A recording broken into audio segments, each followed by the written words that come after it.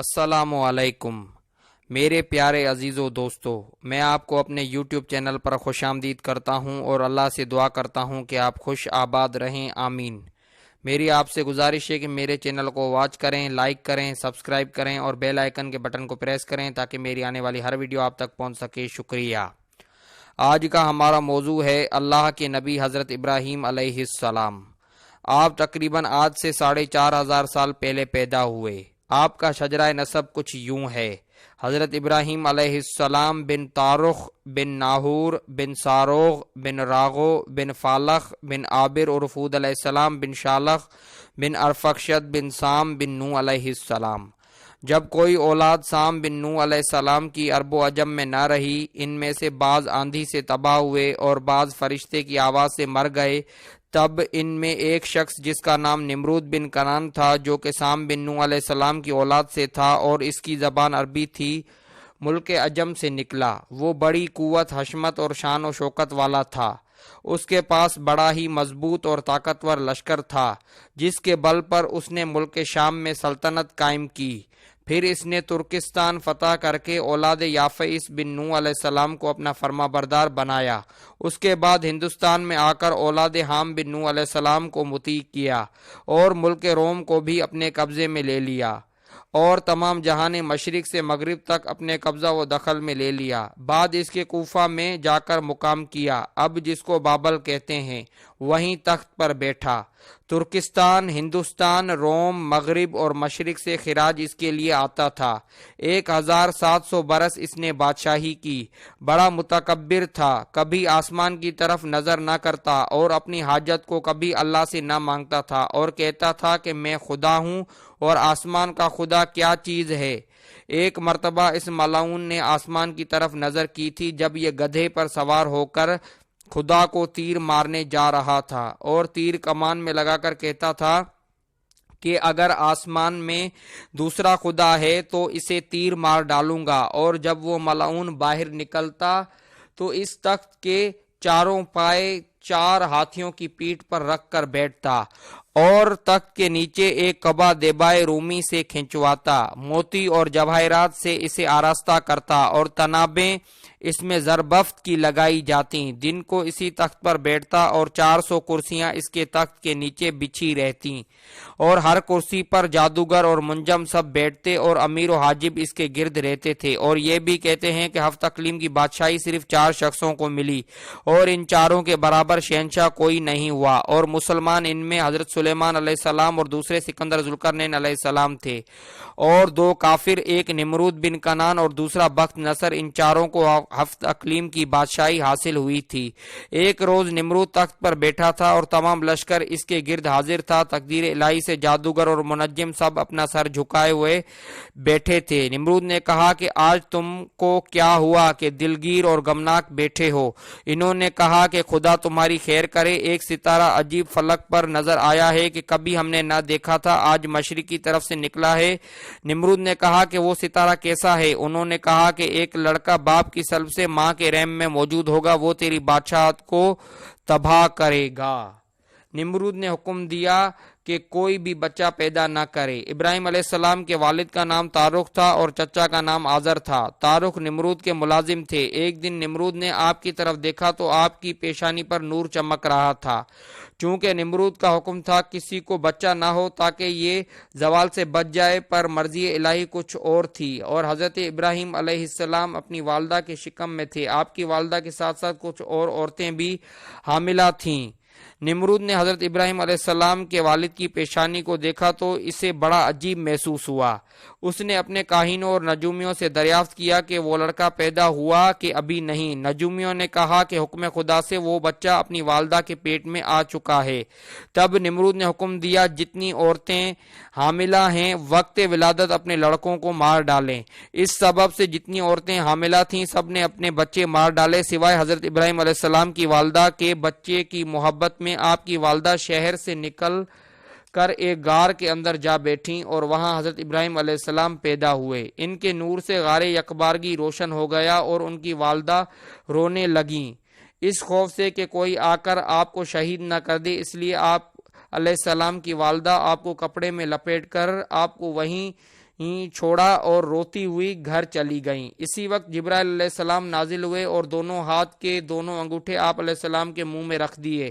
خدا کے فضل و کرم سے ایک انگوٹھے سے دودھ اور دوسرے سے شہد جاری ہوا اور حضرت ابراہیم علیہ السلام اس کو پیتے رہے اور کسی چیز کے محتاج نہ ہوئے، اور ہر ہفتے ان کی ماں ان کے پاس جاتیں اور ان کی زندگی اور پرورش سے متعجب ہوتیں، اور جب وہاں سے یعنی غار سے باہر نکل آتی تو اسی وقت غیب سے ایک پتھر آ کر غار کے منہ کو بند کر دیتا، اور جب ان کی ماں ان کے پاس آتی تو اس پتھر کو الگ کر کے انہیں دیکھ بھال کر چلی جاتی۔ بعض علماء سے روایت ہے کہ حضرت ابراہیم علیہ السلام کے والد کا نام طارق تھا، اور آپ کے والد اور والدہ بچپن میں ہی وصال کر گئے تھے، اور آپ کو آپ کے چچا آزر اور ان کی اہلیہ نے پال پوس کر بڑا کیا۔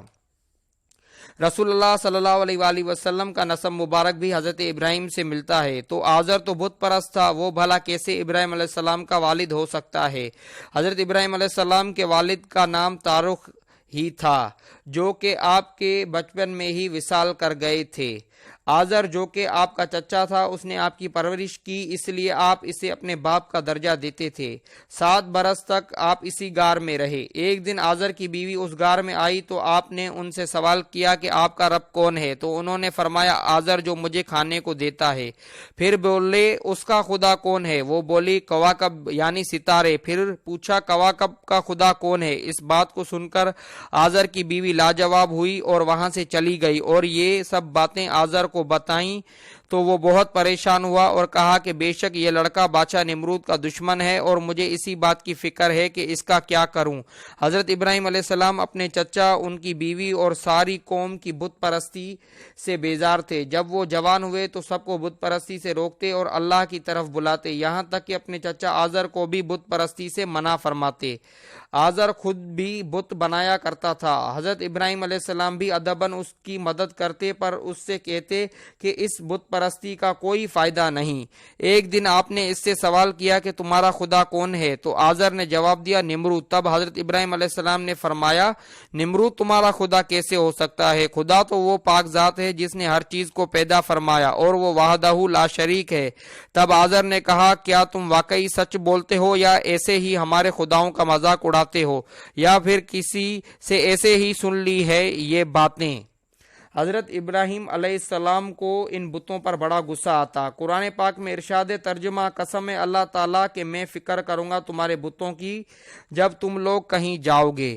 جیسے ہی وہ لوگ شہر سے باہر ایک میلے میں گئے، تب حضرت ابراہیم علیہ السلام نے بت خانے میں جا کر سب بتوں کو توڑ ڈالا، جیسا کہ اللہ تعالیٰ نے فرمایا۔ ترجمہ پھر ابراہیم نے ان کے بتوں کو ٹکڑے ٹکڑے کر ڈالا، مگر ان میں سے جو سب سے بڑا تھا اس کو ثابت رکھا، اس واسطے کہ شاید وہ میلے سے واپسی میں پھر آئیں اور اپنے تمام بتوں کو ذلیل و خوار دیکھیں اور ان کے پوجنے سے باز آ جائیں، اور ان کو نصیحت ہو کہ یہ ہمارے کیسے معبود ہیں جو آپس میں لڑتے ہیں۔ اللہ تعالیٰ نے حضرت ابراہیم علیہ السلام کو جس قوم کی طرف پیغمبر بنا کر بھیجا، ان میں ہر سال 2 مرتبہ عید کا جشن منایا جاتا تھا، یعنی ایک عرفے اور دوسرے عید کے دن۔ ایک دن حضرت ابراہیم علیہ السلام کو آزر نے کہا کہ اے بیٹے ابراہیم تم میرے ساتھ میلے میں چلو، وہ بہت بڑا میلہ ہے اور بڑے میدان میں لگتا ہے اور ہزاروں آدمی اس میں شریک ہوتے ہیں، تمہاری تفریح بھی ہو جائے گی اور اس میلے کے جشن سے بھی واقفیت ہو جائے گی۔ حضرت ابراہیم علیہ السلام نے انکار کر دیا اور فرمایا میں بیمار ہوں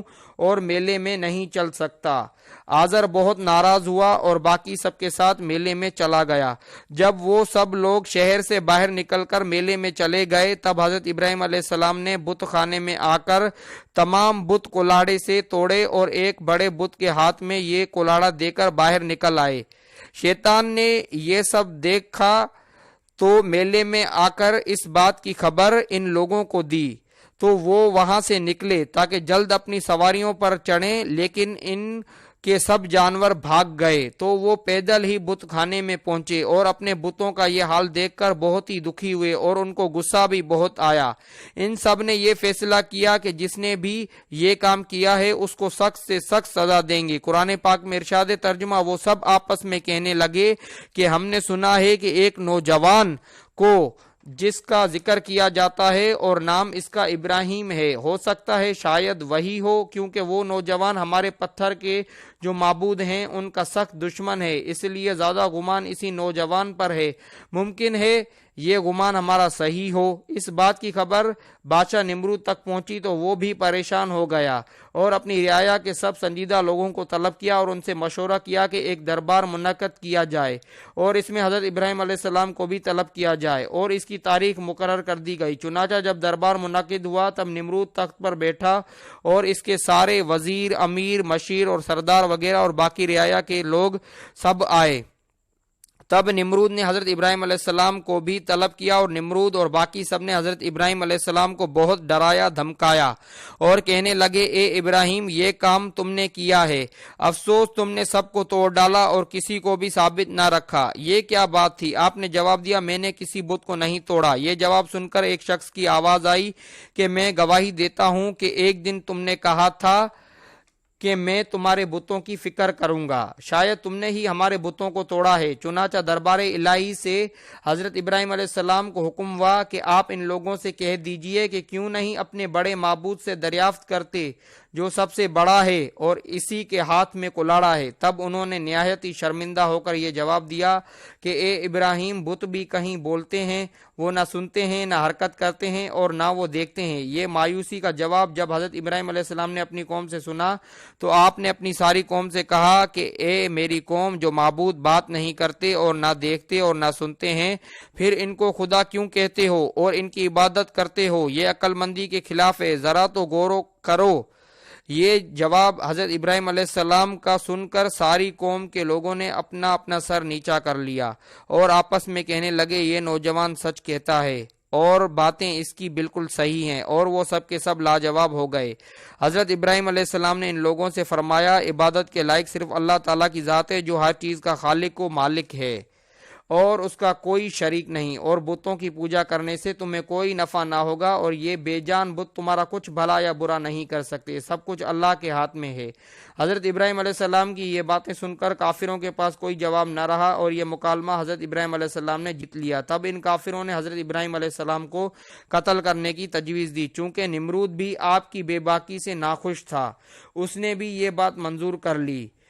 دوسرا دربار لگا تو اس میں اب یہ سوچا جا رہا تھا کہ حضرت ابراہیم علیہ السلام کو کس طرح شہید کیا جائے۔ ہر سردار نے اپنی رائے دربار شاہی میں دی، مگر ایک ضعیف العمر سردار نے رائے دی کہ حضرت ابراہیم علیہ السلام کو لوگوں کے سامنے سزا دی جائے تاکہ دوسروں کے لیے عبرت ہو اور کوئی یہ حرکت دوبارہ نہ کرے، اور اس نے یہ کہا، ساری قوم لکڑیاں اکٹھی کرے اور بہت بڑے میدان میں جمع کی جائیں اور ہر شخص اس کام کو اپنا قومی فرض سمجھے اور تھوڑی تھوڑی محنت و مشقت اٹھا کر لکڑیاں اس میدان میں رکھے۔ جب کافی تعداد میں لکڑیاں اکٹھی ہو جائیں تو ان میں آگ لگا دی جائے، اور جب آگ تیز ہو جائے تو اس نوجوان کو کسی بلند جگہ سے بذریعہ منجیک اس میں پھینک دیا جائے۔ سب نے یہ رائے منظور کر لی اور ان لوگوں نے حضرت ابراہیم علیہ السلام کو آگ میں ڈالنے کا فیصلہ کیا۔